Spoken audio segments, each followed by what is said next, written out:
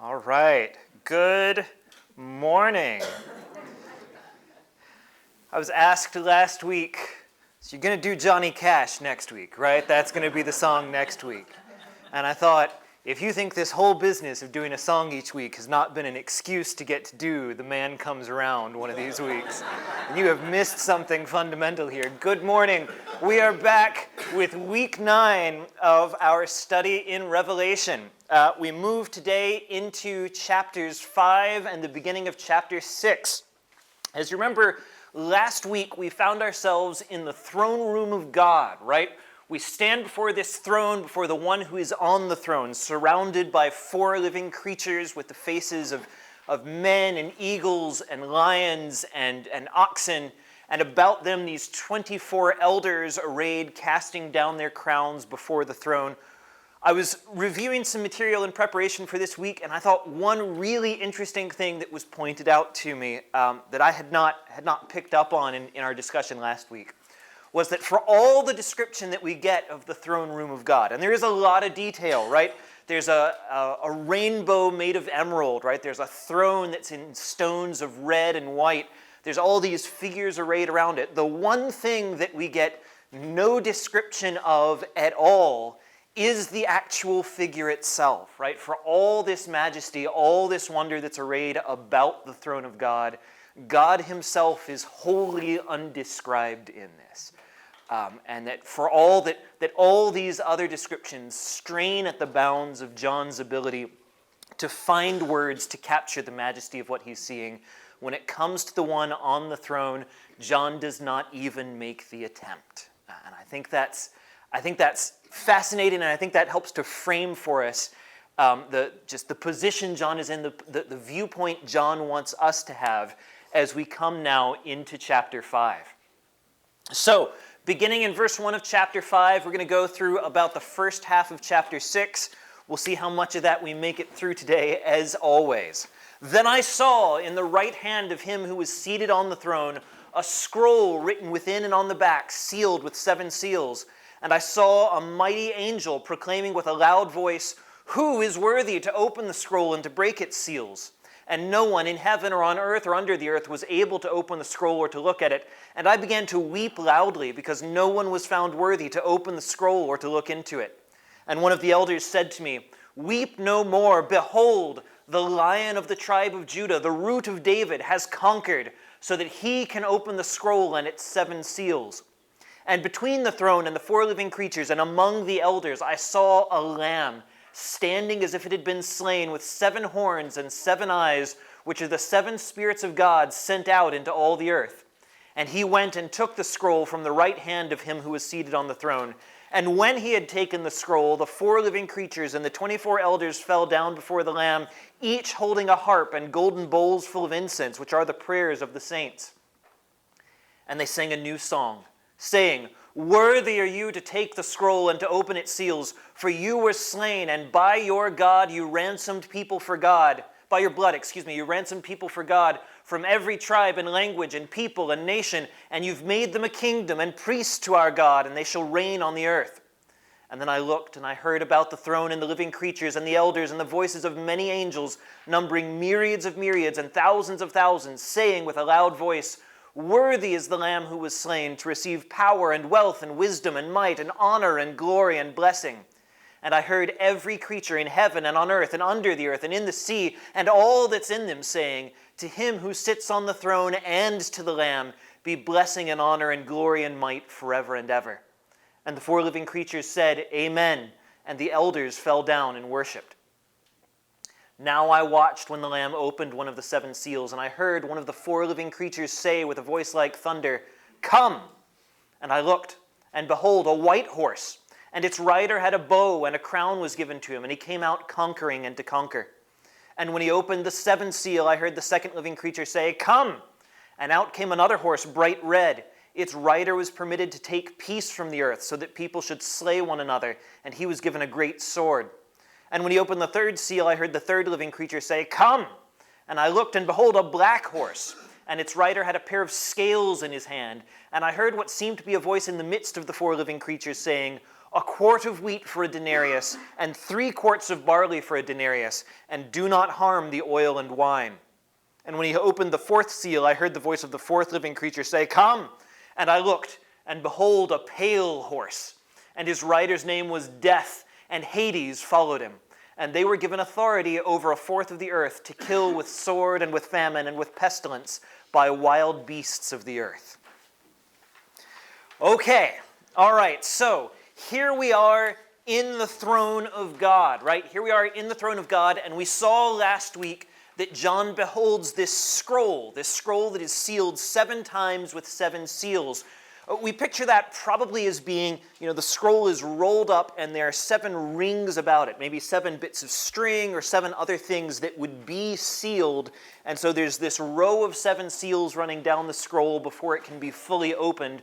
All of them must be removed, right? We saw that scroll is itself a reference back both to the book of Ezekiel, where Ezekiel is given a scroll of judgment on Israel that's written front and back with many judgments, and Ezekiel is told to eat that scroll. Daniel likewise is given a scroll that he is told concerns the time of the end. And Daniel is told, take this scroll and seal it up, place a seal upon it, because it is about the end and many things need to happen between now and then before this scroll can be opened. John seems to be remixing these two together, right? Here is this scroll. Certainly it contains judgment. Certainly it concerns the time of the end. Now it comes time for it to be unsealed. At last the time of the end is here. Now, what is this scroll? We said we don't know for sure, right? Is this a scroll? Here's the basic divide that's going to be most critical here. Do we see this as a scroll of judgment on Israel in particular? That would be our preterist view, right? Our post-millennial view that says this whole book is about the judgment on Israel in AD 70 and the punishment that is being brought on the Jews for their denial of Christ, for their complicity with the Romans in persecuting the Christians of that day.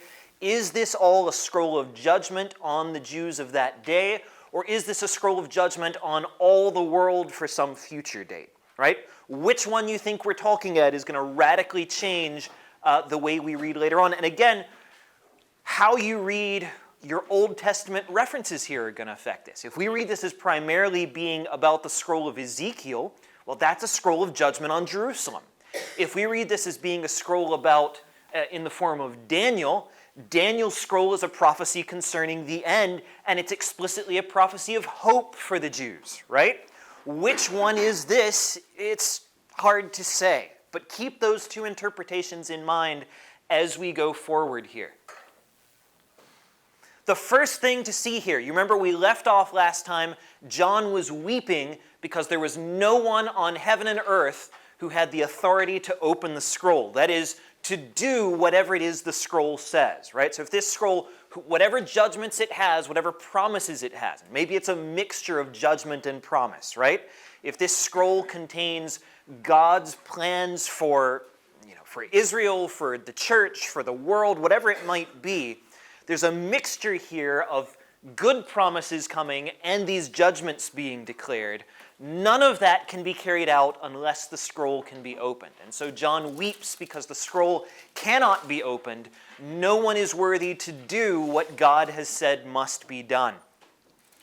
And then one of the elders turns to him and he says, no, look, now the Lion of Judah will open it, right? Weep no more. The Lion of the tribe of Judah, the root of David, has conquered so that he can open the scroll and its 7 seals. Let's start with that imagery. What is it to be the Lion of the tribe of Judah? Because as we've said many times, John loves here to refer deeply back to his Old Testament, right?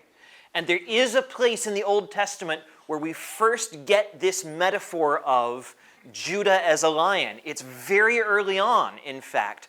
The first place we see this is in Jacob's prophecies about his children, right? You remember right at the end of the book of Genesis, Jacob describes each of his sons, and he makes prophecies about what will be true of those sons in the future. And one of those prophecies concerns Judah. He says, Judah is a lion's cub, right? There's this promise of Judah as the lion fulfilled in some ways by the kingly rule of David, right? Where David, just as the lion is the ruler of the beasts, Judah is the lion's cub that grows up to be the king of Israel, right? That comes up to be the line of the king comes out of this tribe. But now at last we find the full fulfillment of that, the true lion of the tribe of Judah. Second, we are told that this figure will be the root of David. What is the root of David? Well, again, in Isaiah has this great metaphor where in Isaiah's day, the kingship of David has been lost, right? David's heirs have proven, for the most part, to be corrupt, to be wicked men. God has brought judgment on those kings of the Davidic line and has said of some of them, you will never again, you and your descendants will be cut off from the kingdom of Israel. You will not be rulers over it ever again. And so Isaiah pictures here the tree of David having been cut down, right? Where once there was this tree that maybe Israel could shelter under the family line of David, now there's nothing but a stump. And yet, says Isaiah, there shall come a shoot from the stump of Jesse, and a branch from his roots shall bear fruit. And the Spirit of the Lord shall rest upon him, the Spirit of wisdom and understanding, the Spirit of counsel and might, the Spirit of knowledge and the fear of the Lord, and his delight shall be in the fear of the Lord. With righteousness he shall judge the poor, and decide with equity for the meek of the earth. And he shall strike the earth with the rod of his mouth, and with the breath of his lips he shall kill the wicked. Now, hold on to some of that last phraseology, because we'll come back for it quite a bit further down the line. But here again is Isaiah's prophecy of Christ. Now, notice something interesting. We've looked at this verse, Isaiah 11, verse 1. We've looked at this verse before. Does anybody remember where we've looked at this bit of the verse previously? You remember John has this very peculiar phrase, right? The seven spirits of God, yeah? There's one Holy Spirit, right? Why does he keep talking about the seven spirits of God? Well, one plausible answer to that is this passage of Isaiah, that when Isaiah describes the Spirit of God, he describes it in 7 ways. He says, this is the Spirit of the Lord, the Spirit of wisdom, of understanding, of counsel, of might, of knowledge, and of fear of the Lord. 7 attributes are identified, right? What do we see when we see the root of David? We see that he is marked with 7 eyes, which are the 7 spirits of God, right? Or again, the 7-fold Spirit of God, right? And so there is what looks like, if that interpretation is correct, if this is what John has in mind when he refers to the 7 spirits of God, there's a clear connection between the root of David and the one who comes out of Jesse, right? This rebirth of the tree of David that finds its final fulfillment, the one who will finally rule in righteousness over all the world. Right? And so John knits together these passages in his audience's mind and connects them and says, now the elder's promising we will see this lion, and John goes to see the lion, and he looks, and he sees the lamb as if slain. Right? One of the things we talked about last time around is that this whole scene, the whole throne room of God, is very deliberately echoing the structure of the temple and of the tabernacle before that, right? That this is the holy place cast large, where the holy place, where the temple has a basin full of water, here we have a sea of crystal. Where the holy place would have the 2 cherubim with their wings outstretched over the mercy seat of the tabernacle, right? Over the Ark of the Covenant, rather. Here we find the 4 living creatures with their wings outstretched around the throne of God, right? These same images find a fuller fulfillment in the description of the throne room itself here. And now we have, seemingly upon an altar, right? We're told the lamb looks as if it's already been slain. There's this idea here of the lamb, being offered up in sacrifice, being presented as the sacrifice here, lying there, already slain, and yet not passive, not dead. The lamb is active. The lamb is also the lion and is the only one worthy to take up the scroll. Now, there's a couple of things to catch in this. First of all, we need to remember who John is writing to, right? Obviously, he's writing to all the church throughout time. There's a reason we still have the book today. But most directly, remember that John is writing to the 7 churches to whom his letter is going. Churches that are, in many cases, undergoing persecution, right? Churches that are suffering. And so John writes to these churches, and one of the themes of Revelation that recurs over and over again is this: the church conquers not as a lion, but as the lamb that's slain, right? The lion we are told, has conquered. How has he conquered? By his death he has conquered, right? Not as the world conquers, not with military might. The lamb has conquered by his death. And so there is an echo of that in John's encouragement to the churches. How will you conquer? By your suffering, by your deaths, you too conquer, right? This is the framing that John is giving to this. It is the encouragement that is, you're not going to overthrow Rome, but your victory is beyond what Rome can touch. Does that make sense? Second, what the heck is up with the description of this lamb, right? Like, we see lots of pictures maybe of Christ as the Lamb of God, of happy little sheep. We very rarely get them with 7 horns and 7 eyes, right? I don't know how encouraging of a vision that is. One of the things we need to see is that John's genre here, right? The genre of Revelation is one of apocalyptic literature, right? What is apocalyptic literature? It gets its origins back in Daniel and Ezekiel and these Old Testament prophetic writings, but it relies on visions that use common symbolic language to convey information to us. Those Old Testament references, those are part of that common symbolic language, but there are other symbols that have become very commonplace over the apocalyptic writings that have taken place up to the point where John is writing. I was trying to think of a good modern metaphor for this, and I struggled to. About the best I could come up with was something like a Snidely Whiplash mustache, right? If a guy comes on screen in a movie and he's got, a mustache that curls out to there and he starts playing with the ends of it, you know that's a bad guy, right? You know immediately that that's a villainous character. Sometimes I think we use like a British accent as shorthand for, oh, this is a rich, evil dude, right? Like, not always, but sometimes it's kind of a stylistic shorthand, and as soon as you hear that character talk, you go, oh, this guy's going to be kind of sinister. I get what's going on here, right? Well, the same thing's true in this apocalyptic literature. There are common symbols that present common meanings. We've seen one of these already, the idea of eyes. We saw that the living creatures are covered all over with eyes, right? What did we say that those eyes represent to us? What do they tell us about the living creatures? They see everything, right? They see everything, they have knowledge, they have insight, they have wisdom, they are perceptive, right? More eyes means you see more. Well, the same thing's true here. The Lamb has, in particular, 7 eyes. Now, we're told these 7 eyes are the Spirit of God, but the eyes are also, eyes, and there are 7 of them. We've said that over and again in Revelation, 7 is the number of completeness, of perfection. It is the sign of fullness, and so the Lamb has the fullness of wisdom here, right? He has perfect wisdom, 7-fold wisdom, which is also the 7-fold Spirit of God. Second, the Lamb has 7 horns.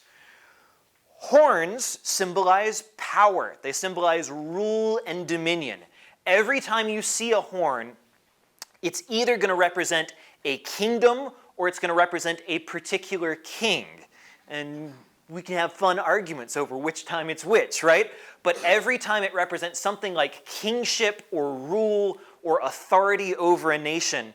And so the Lamb, again, has a perfection of authority, right? He is, we could say, King of Kings, right? He is the 7-fold king here. You with me? And so John's readers would catch this. They would be familiar with other writings of their day. They would understand what's being said here by 7 horns and 7 eyes, that John is saying, full in power, full in authority, full in wisdom. That's the Lamb I see lying as if slain. That Lamb who is also the Lion of the tribe of Judah, who is both these things at once. And notice where the Lamb is found. We locate him in the midst of the living creatures and the elders, right? In the center here, at the very throne of God, almost seeming like he emerges out of the throne of God. We find the Lamb here, right in the center of these events, marked with the Holy Spirit. See this as a Trinitarian passage, right? See the degree to which the Lamb is given this place of preeminence, right with the one who sits on the throne, right in the center of everything, right? All authority is moving inward in these concentric rings, from the elders into the beasts, into the throne itself. That's where we find the Lamb, right alongside the Spirit of God, marked in that way. I reading this, I had called to mind the book of Hebrews, right? Hebrews talks about Christ as being the great high priest. Why? Because he always lives to make intercession. For it was indeed fitting that we should have such a high priest, holy, innocent, unstained, separated from sinners, and exalted above the heavens. He has no need, like those high priests, the priests of old, to offer sacrifices daily, first for his own sins and then for those of the people, since he did this once for all when he offered up himself. Right? And so this picture of the Lamb is of the Lamb who has sacrificed himself, the one who is both priest and offering, who is both slain and living to accomplish his purposes. That's what John describes. And then this remarkable thing happens. We are told that up to this moment, the elders and the living creatures have sung this song around the throne, right? And the picture that's given is that they have always been singing this song. John's language of the song is again the same that we see of the worshipful song in Isaiah and elsewhere in the Old Testament, right? Holy, holy, holy is the Lord God Almighty. Holy is the one who sits on the throne. And the idea is this same song has been sung through all the years between. But now we are told, and I'll go back a couple of slides here just to catch this. Now we are told all of a sudden that they sing a new song. That where before they sang this song of worship to the one on the throne, now they sing, "Worthy are you," singing to the Lamb, "Worthy are you to take the scroll and to open its seals, for you were slain, and by your blood you ransomed people for God from every tribe and language and people and nation." And so the Lamb now receives worship, right? Again, see the Trinitarian nature of this. Same words that were offered to the one on the throne. Worthy are you, worthy is the Lamb, right? To receive glory and honor and power, what are we told of the Lamb? You are worthy to receive power and wealth and wisdom and might and honor and glory and blessing. The same worthiness that is given to the Father, that is given to the one on the throne, now is given as well to the Son, this same echoing language to say, all that was worthy here is also worthy there. How can Christ be seen here as anything other than God? And then, just in case we didn't get it, they then begin to worship both of them. To him who sits on the throne and to the Lamb be blessing and honor and glory and might forever and ever. And this song of praise spreads outward. We are told that the living creatures take it up, and then that the elders take it up, and that the angels, tens of thousands upon tens of thousands, right? Tens of thousands, myriads of myriads.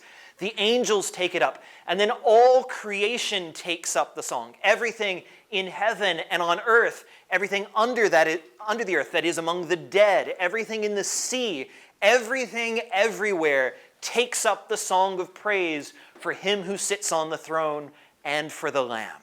Right? And so these spiraling outward song of praise that celebrates Father and Son together.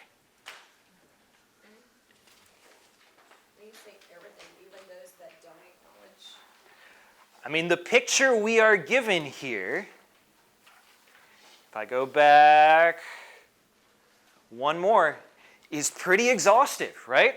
Everything in heaven and on earth and under the earth and in the sea and all that is in them, right?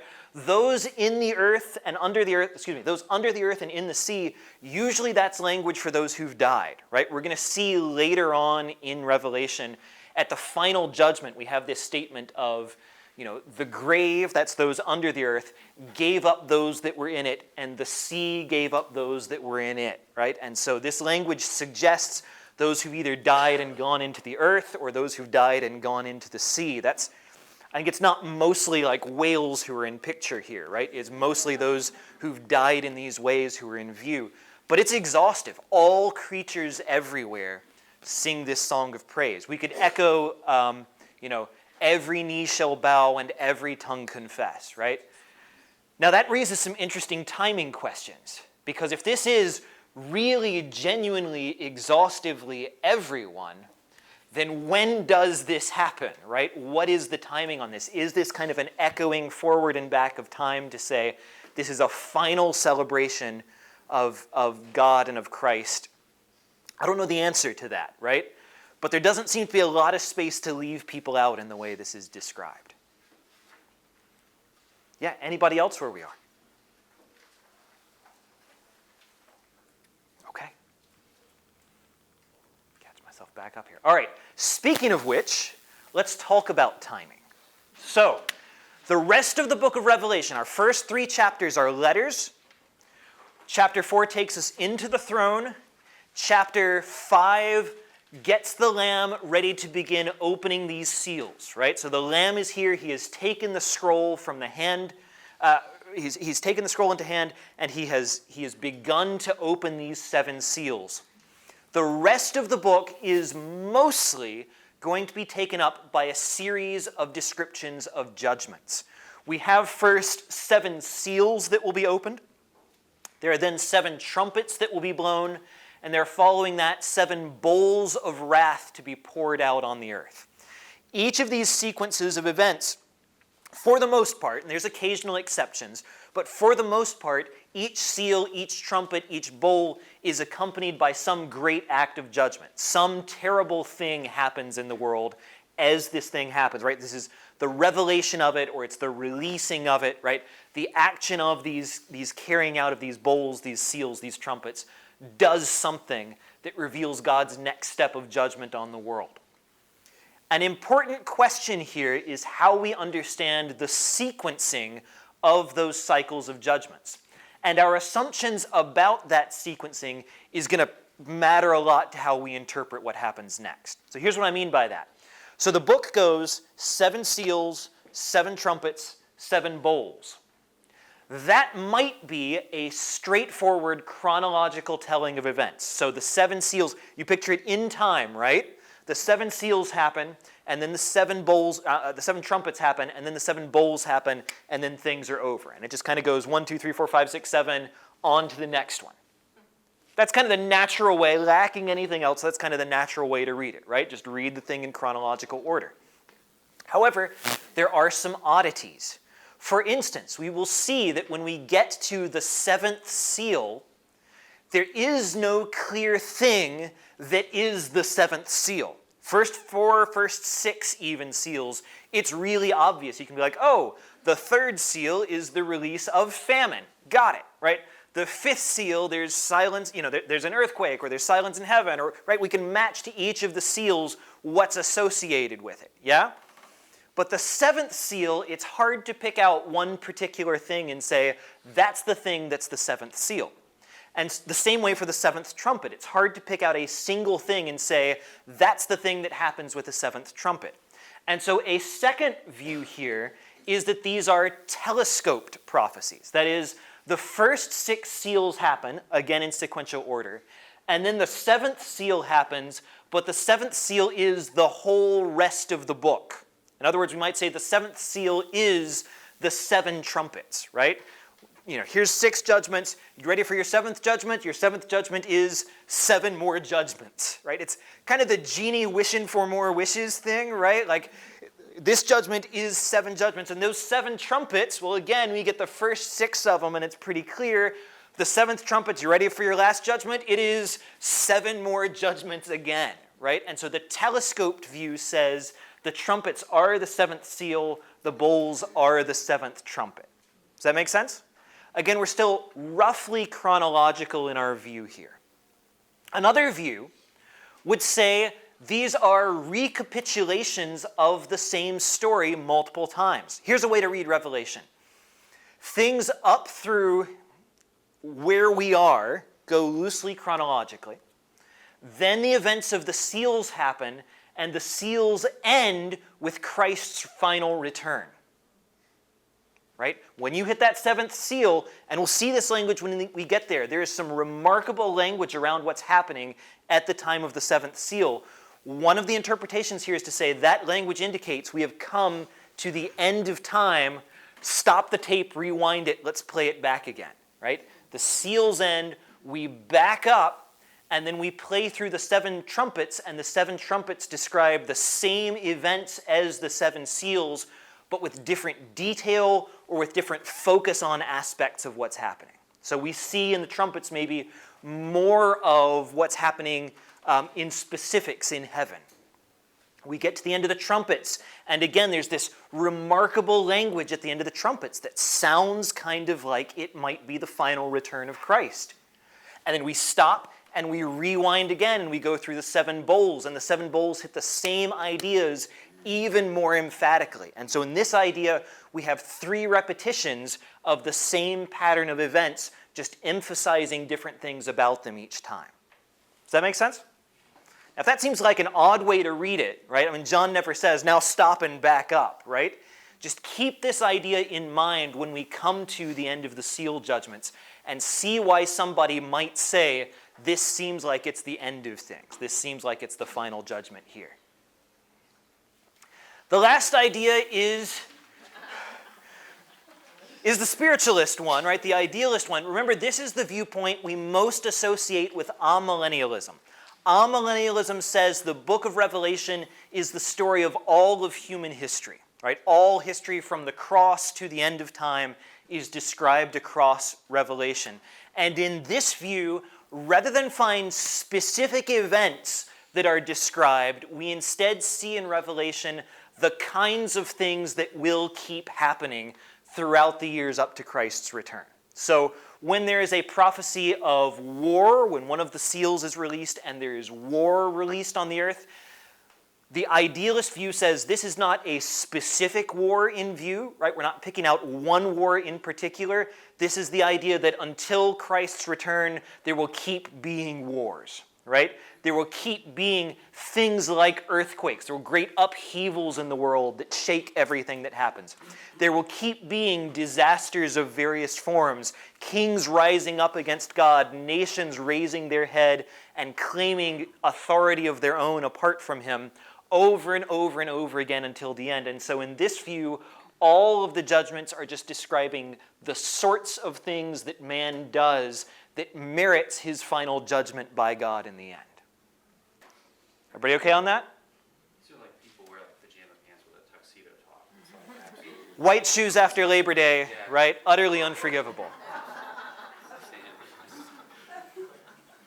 Anybody else? Scott. I haven't seen that people are saying this. It is, but to me it seems like you might want to couch this as a subset of the recapitulation view. It's still true that the first 6 are just things happening on there, and the 7th is still about the end of all things. Yeah, you still kind of pick out the end of the judgments and say that the ending is the ending, right? So there are overlaps between these. You could see this as a kind of recapitulation, just without the pure recapitulation is still kind of more linear within the seals, whereas this one is going to say, no, these are just over and over and over again, these events play out in different combination. Always they will end the same way, but we will get to that ending in cycles and cycles and cycles and cycles and patterns that people just keep making the same mistakes over and over and over again. Good. Anyone else? Questions, comments? Okay. So, let's look then. If the 7th seal is a little peculiar, we're going to try to look at the first 4 seals here. The white, red, black, and pale horses. And then next week we will consider seals 5 and 6. The first 4 seals stand together. This is what we often call the 4 horsemen of the apocalypse, right? Adapted in common works of fiction or literary references or Johnny Cash songs, as the case may be, right? These 4 horsemen kind of hang together as a singular thing. What is that thing? Well, again, we can read this different ways depending on what we think Revelation's doing. If you take a preterist reading, this is mostly about Jerusalem, then these are the events of the fall of Jerusalem to the Roman siege in AD 70. Now that siege we have records of from the Jewish historian Josephus, right? Josephus is there. Josephus has what's for him basically the good luck that he gets kind of adopted by the Romans to write things that are going on and be spared the persecution that's happening, right?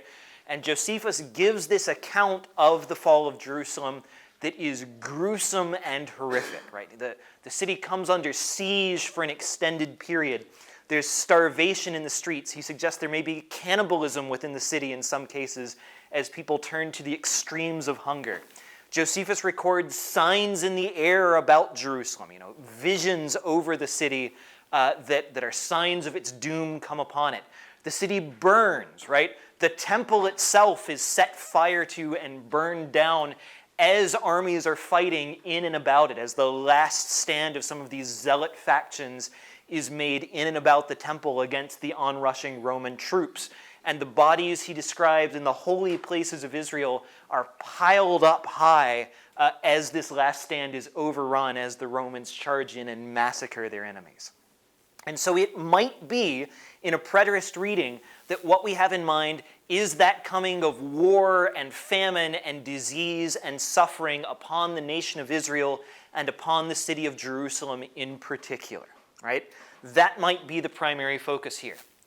Alternately, if we take more of the amillennial idealist view on this, this might be that story of, again, all human history, right? Every war from the beginning to the end is in view here. Is this the fall of Jerusalem? Yes. Is this, the fall of Rome centuries later? Yes. Is this World War II? Yes, right? Go down your list. Every human conflict fits the pattern of war and death and famine and disease, and these are the commonalities that replay again and again as man lifts up his head in pride. These might be a description of more particularly the kinds of things that are going to happen right before some of the more specific prophecies of Revelation. So this might be kind of a prelude to say, watch for these things to be happening before you get to. There will be wars and rumors of wars, right? There will be these intensifying events before we come to the particular events later on. Or these might just be a general summary of some of the events of the book. Over the course of this book, there will be war. Over the course of this book, there will be famine. Over the course of this book, there will be death. Is this a particular war, in other words? Is this a specific war? So that's kind of two questions to answer. Is this a specific war, or is it war in general? And then, is it a historic war or a future war if you think it is a specific one? You see that? If you can answer those two questions, you know which position you fall into on this. Okay, let's see what's described about it. First off, we should be mindful that this is not the first place that these four horsemen show up. Zechariah, which is, everybody's favorite book of the Bible, right? We are constantly, how many times do we go back to the book of Zechariah just every day for constant review there, right? But Zechariah has this really interesting vision where Zechariah sees not four horsemen, but four chariots. And the chariots have, isn't this interesting, a chariot with red horses and a chariot with black horses and one with white horses. And okay, dappled rather than pale, but the same kind of idea is in view here, right? Something kind of unusual or speckled or off color about this fourth chariot here, right? Very close alignment between what Zechariah says and what John says. It kind of beggars belief to think that John is not referencing back to this in his description of the horsemen. These horsemen are told, or we are told of them, that they go out to the four winds of heaven after presenting themselves before the Lord of the earth. They go in different directions, right? They go out in different parts of the world, and they go and they patrol the earth, and as they go, they're marks of God's judgment on those places, right?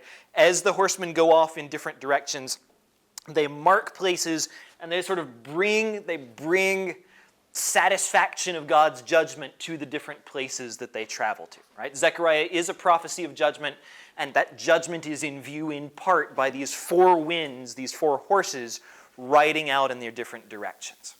John seems to have something of that in mind here. Notice, if you will, very clearly in Zechariah, these are ultimately under the authority of God, right? Ultimately, all of these things, despite the harms they might be bringing, they all ultimately fit within God's purposes. We seem to see something similar in Revelation. How is the white horseman unleashed? He is unleashed when the Lamb breaks the first seal, right? Christ is still in view as the one who is choosing when these things happen, who's choosing that they happen. Ultimately, God's authority still stands in these. Let's talk about the white horseman. I watched when the Lamb opened one of the seven seals, and I heard one of the four living creatures say with a voice like thunder, "Come!" And I looked, and behold, a white horse, and its rider had a bow, and a crown was given to him, and he went forth conquering and to conquer. Okay, so here's my first question to you. Who is this guy? Give me some options. Who might this be? Jesus Christ. It might be Jesus Christ. After all, he wears a crown, right? He is in white. We saw last week that everywhere the color white appears in Revelation, white is used as a symbol of holiness. The elders wear white robes, right? The martyrs under the throne are given white robes washed in the blood of the Lamb. At the end, the whole church is given white robes, right? Everywhere and again, we see white as a color of holiness. This might be indicative of Christ. Is Christ then riding forth in some sense to conquer? Now, if you're a preterist, you might read this and say, if you're a post-millennial, you might read this and say, this is the church, right? This is the spread of Christ's reign on earth through the church. Or you might say, this is the indication that the Roman armies, for all that they serve their own purposes, are ultimately coming at the behest of Christ. That ultimately everything that happens, the conquest of Israel here, is the conquest of Israel at Christ's command. He is the one who says, judgment shall be poured out for what's been done here. As it says elsewhere in the New Testament, the blood of all the prophets, says Christ, will be brought upon this generation. Is that Christ bringing the blood of all the prophets on this generation? Is this him? Who else might it be? This might be, so good. No consequences to us getting this wrong then, is there? It might be Christ, or it might be the Antichrist. It might also not be a specific figure at all. This could be sort of the spirit of conquest, right? Again, just an idea of nations ruling and asserting authority against each other. So good, we might have an imitation of Christ here. Let's compare what's written of the rider in white. So he is given a crown, we're told. That's interesting. He doesn't have the crown in himself. It is given to him. He is given a crown, he is given a bow, he is sent forth conquering and to conquer. Let us compare this description with something that we know is a description of Christ, because we do later in the book see Christ as a horseman. I saw heaven opened, and behold, a white horse. Well, that seems like a pretty good match so far. What can we say? The one sitting on it is called faithful and true, and in righteousness he judges and makes war. His eyes are a flame of fire, and on his head are many diadems, and he has a name written that no one knows but himself. He is clothed in a robe dipped in blood, and the name by which he is called is the Word of God. And the armies of heaven were following him on white horses, and from his mouth comes a sharp sword with which to strike down the nations, and he shall rule them with a rod of iron. Remember back to our reference in Isaiah a few verses before, right? That same promise of the root of Jesse. He will tread the winepress of the fury of the wrath of God Almighty. On his robe and on his thigh he has a name written, King of Kings and Lord of Lords. That's how John talks about Christ. I have difficulty in thinking that that's all he has to say of Jesus Christ here. Right? I have difficulty in thinking that that is all that John has in mind here. Does the rider on the white horse bear aspects of what looks like that later vision of Christ? Yes. He's got a white horse, he's got a weapon, he's got a crown. But the description that we know is Christ is superlative above this in so many ways that many commentators have looked at this and they've said, this seems like mimicry, right? This seems like an aping of the image of Christ, maybe more than it does like Christ himself. Again, we don't have a certainty here. To me, that seems the most natural reading. Some possibilities then, this might be either if this is not Christ, it might be the spirit of conquest in general, as we said, just this idea of the human desire to conquer. It might, in that case, there's no specific person here. It might be, if you're premillennial, the future Antichrist in particular, some specific human figure yet to come. It might be, if you're a preterist, this might be Nero in particular. This might be Nero, and in view here, his horse archers, right? The archers of Rome that ride horseback and can shoot while they're mounted. These horse archers might be what we're picturing on this as they are brought against the siege of Jerusalem. Those would be kind of the common perspectives if you agree that this is probably not Christ in view here. Most commentators that I've seen tend to say this is probably not Christ himself that's in view. Excuse me, chapter 6, I'm trying to see what verse it is. I think it's verse 2.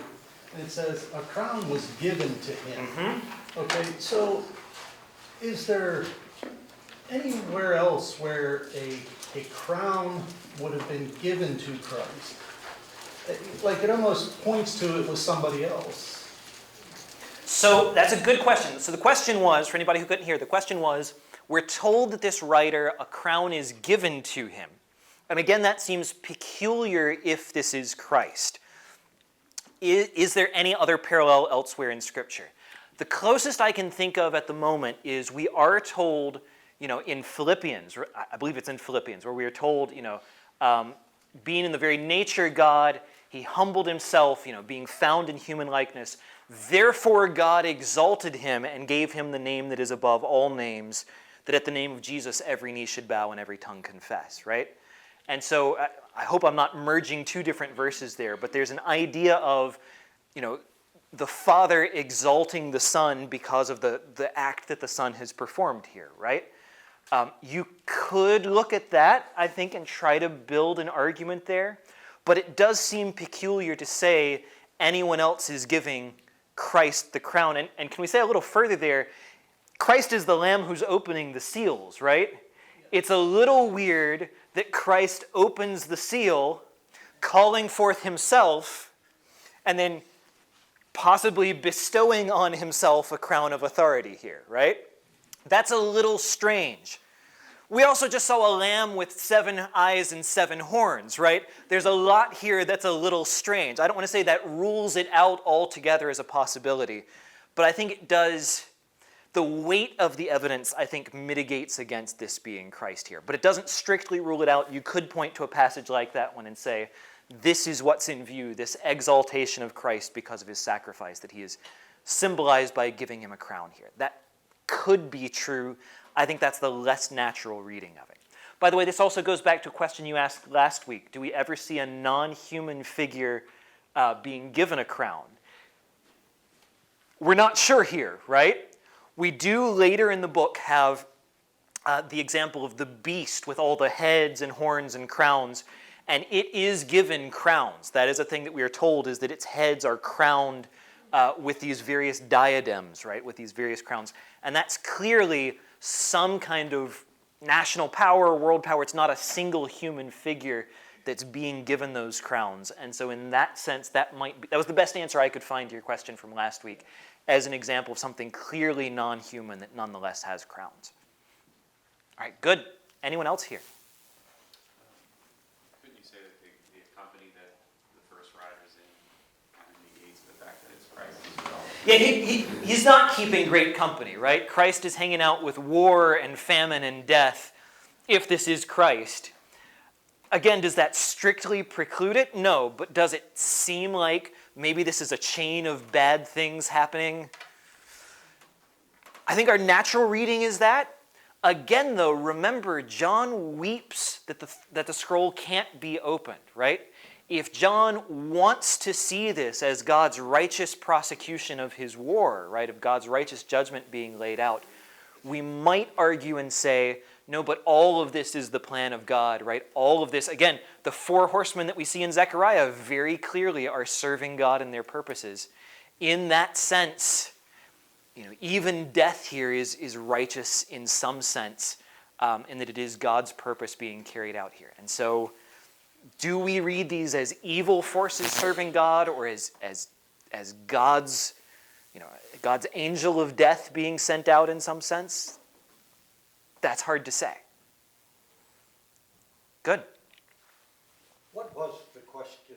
Yeah, the question was, is Christ, if the white rider is Christ, doesn't that mean he's keeping pretty bad company, right? Because he's with all these other horsemen who seem kind of like bad dudes. Why is it Christ and three bad guys in a line here? Doesn't it make more sense that they're all similar in their aspect? And the answer kind of depends on, do we read the rest of these guys as bad guys or not? Okay. Second horseman, the red horseman war. Bright red, its rider was permitted to take peace from the earth so that people should slay one another, and he was given a great sword. Notice that God does not inflict war on the earth. God removes peace from the earth. There's this idea almost that peace is an unnatural thing. Why do we have peace? We have peace because God has given it to us. All he needs to do is to remove that peace, and war becomes once more the natural state of affairs. This might be the war of the Antichrist against its enemies. This might be the Romans laying siege to Jerusalem. Right? Again, you see how the metaphor keeps working, whichever our interpretation we want to go with. It kind of fits for all of these. We actually find similar language back in Jeremiah. Jeremiah says of the siege of Jerusalem then, "Thus says the Lord, do not enter the house of mourning or lament or grieve for them, for I have taken away my peace from this people." Right? So it's that same kind of language here. Again, we could point to Matthew 24, because I'm just going to go to Matthew 24 every single week so far. We go to Matthew 24. Christ says, "Many will come in my name, saying, I am the Christ." Is that the white horseman, right? Is that what's happening here? "Many will come in my name, saying, I am the Christ, and they will lead many away, and you will hear of wars and rumors of wars. See that you're not alarmed, for this must take place, but the end is not yet. Nation will rise against nation, kingdom against kingdom, and there will be famines and earthquakes in various places. All these are but the beginning of the birth pangs." Can I complicate things for us? Let's do it. Okay, so I read that to you as its writer was permitted to take peace from the earth so that people should slay one another, right? Here's the complication. That word for the earth, about the closest rendering in English that you can get for it is kind of the land part of the earth. Okay, why does that matter? Because in the Greek Septuagint, right, the Greek translation of the Old Testament, this word for the land is the same one that's used to describe the land of Israel. So, for instance, when in Deuteronomy, in the Greek translation of Deuteronomy, when God says, "You shall therefore keep the whole commandment I command you today, that you may be strong and go in and take possession of the land," that is the same word as appears right here. Grammatically, we can read this sentence as follows: its writer was permitted to take peace from the land, that is, from the land of Israel, so that people should slay one another. Now, one of the things that happens during the siege of Jerusalem is that there are actually not one, but two different factions of religious zealots that take over the city. One of the reasons those factions do not win against the Romans is that they cannot make up their minds whether they need to be killing the Romans or each other. the people in the land slay one another, right? That's one of the things that takes place over the course of this siege. If that's the right reading, this is a problem over and over and over and over and over again throughout the book, is John keeps using this word where he'll say, then the beast stood on the earth, or maybe the land, or somebody goes throughout the whole earth, or maybe they'll go throughout the whole land, right? We don't know. And so that might be Israel specifically in view. It might be the whole world. But I want you to keep that in the back of your mind whenever you read the word the earth in this book. That could be a global promise. It might not be. That's part of the complication that makes it hard to judge on the preterist reading here. Okay. The black horseman, famine. He has in his hand a pair of scales, and he measures out a quart of wheat for a denarius and 3 quarts of barley for a denarius, and do not harm the oil and the wine. Well, here's a natural progression. There has been war. Now there will be famine, right? What's with the pricing? Well, a denarius, as you may know, a denarius is about as much money as a normal laborer, right? Lower middle class worker, as much as a laborer earns in a day.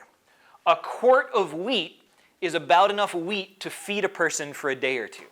So what is this? Your whole paycheck is nothing but food enough to keep you alive by yourself. Barley is a lower quality, right? It is a coarser grain. It doesn't make as good food, but you can get 3 times as much of it. So if you are the one laborer supporting your family, you can maybe buy enough barley that your family can just barely scrape by on the gross bread for a day or two with a day's wages. You are not saving up anything. You are literally living hand to mouth, right? You are barely getting the food you or your family need to survive day by day by day. That's the famine that's described here. And yet, there's this odd thing where the oil and the wine are not touched, right? What do we say about that? Well, it depends what you think oil and wine are for. Are they luxury goods? If you're buying oil and wine, you're rich.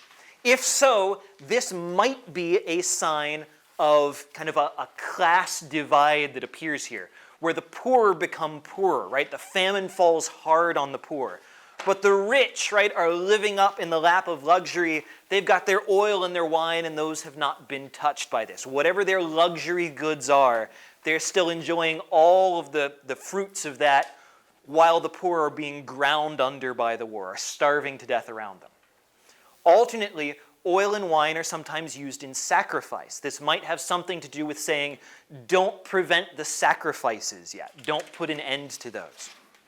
Some have also argued that there are, in fact, olive groves outside of Jerusalem that were deliberately avoided by the Roman army because of their economic value. That is, as the city was being destroyed, they were careful not to burn down the pricey parts of it. This might be a specific promise to say, literally, the oil and the wine of Jerusalem are going to be left untouched. I don't know, right? There's 3 possibilities for us. And that's 3 horsemen. I didn't make it to 4. We're going to have to grab the last one next time around. Have a great rest of your morning, and I will see you all in a few minutes, I guess, today. See you back next week.